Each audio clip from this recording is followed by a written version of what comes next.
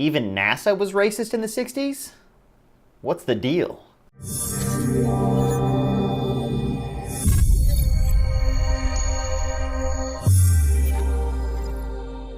Hi, I'm Jeff Tucker, and this is What's the Deal Movie Reviews. Today we'll be reviewing Hidden Figures starring Taraji Henson, Octavia Spencer, and Janelle Monáe. Hidden Figures is a biographical drama or a true story with some drama mixed in to make it less boring, directed by Thodore Melfi. It takes place in 1961 near Hampton, Virginia, which is co-located next to Langley, Virginia. So right off the bat, I'll tell you this is a feel-good movie, but it's not the type of feel-good movie that only shows the positive sides of things. This movie does a great job of highlighting really how segregated this country still was in the 1960s. The movie follows the paths of three amazing women, Katherine Johnson, Mary Jackson, and Dorothy Vaughan, who were not only braving the field of a predominantly male NASA, but were also, having to go through the barriers of segregation because they were African American. And at the time, a lot of the facilities in NASA even itself were still segregated. There's a great scene where Kevin Costner actually goes in and breaks down a sign that was a colored ladies' restroom because the restrooms were still segregated. And it's just, I got to be honest with you, it blew my mind to even, to know that even in NASA, which was intellectuals in the 60s, we were still, segregating bathrooms.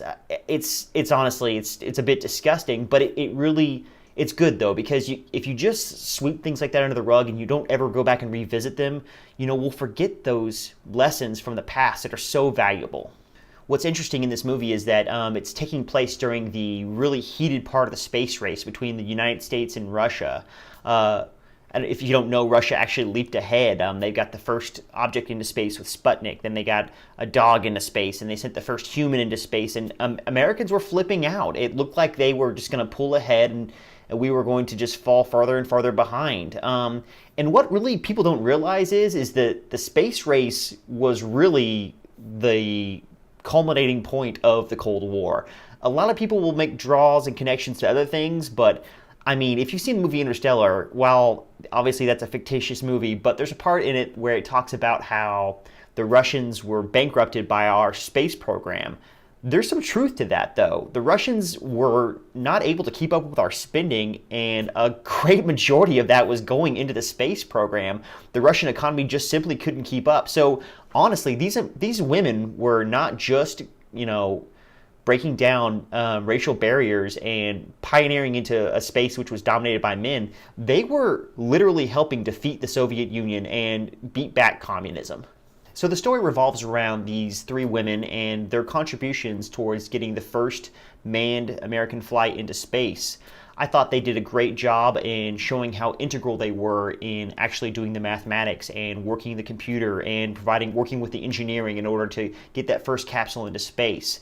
Past the actual NASA parts, there was some social parts for these ladies' lives. It's very important, obviously, but didn't really add anything to the movie. The acting starts off a little bit rocky, but once you get towards the middle part and the end, Taraji Henson really just knocks it out of the park. I think she does a great job showing reserve at first and then finally kind of opening up and showing her frustration at how insane it is that, for instance, there isn't a proper restroom in the building that she's working in. Kevin Costner plays a nice supporting role. There's not much depth to his character. He's chewing gum in most of the movie. I guess that's relevant to history. Jim Parsons kind of revisits the role he already plays in Big Bang Theory, except he's the polar opposite. Instead of being the light, bouncy, comical figure, he's the brooding, quiet, racist figure. I thought the production quality of the movie was amazing. I was really impressed on how accurate I feel like they could represent the 1960s, from the decor to the settings. All of the cars were just immaculate, which actually kind of was a little bit weird. Yeah, I don't think they would always have showroom quality cars all the time. Maybe people just took nicer care of their cars in the 60s.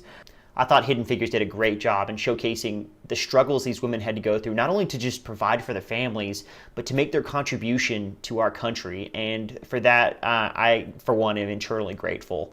I'm going to give the movie 4 stars. Like I said, the story was a little bit slow and the acting was a little bit stiff at first, but overall a great movie and definitely worth a watch if you haven't seen it yet. So that's my review of Hidden Figures. If you've seen the movie, what did you think? Were you as inspired as I was by these women's courageous actions and their role in really winning the space race for America? Let me know in the comments below.